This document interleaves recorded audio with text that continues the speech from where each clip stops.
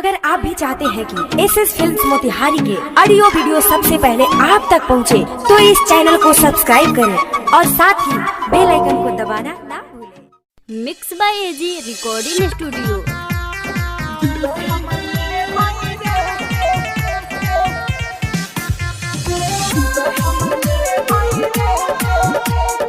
Music by Raju बाबू।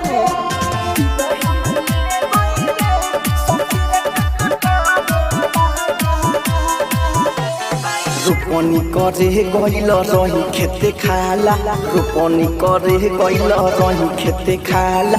दिल हमर ले गई रे सखी रे टेकटार वाला, दिल हमर ले गई रे सखी रे टेकटार वाला।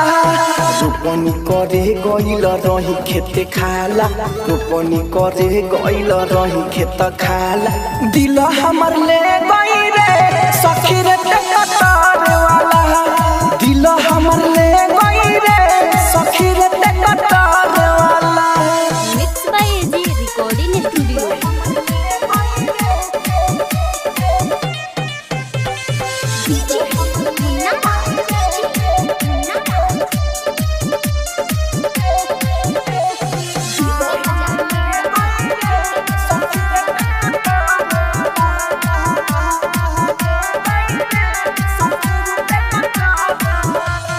जब जब पिया हम रही हलावती, तब तब रहे उहारन बजावते।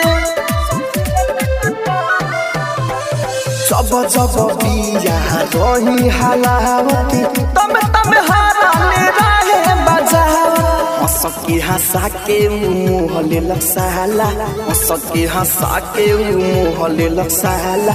दिल हमर ले गई रे सखी रे टेकटार वाला, दिल हमर ले गई रे सखी रे टेकटार वाला। आप सुन रहे हैं एजी एंटरटेनमेंट की धमाकेदार प्रस्तुति।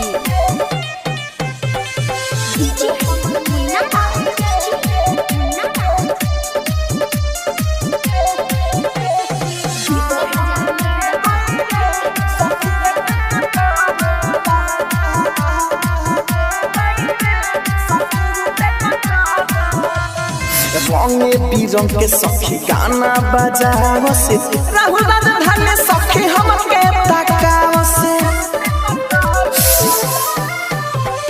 रंग बिरंग के सखी गाना बजावसे, राहुल राजधानी रही रही के तकावसे। देवेंद्र दिमागी ना कइले हो हाला, देवेंद्र दिमागी ना कइले हो हाला। दिल हमर ले गई रे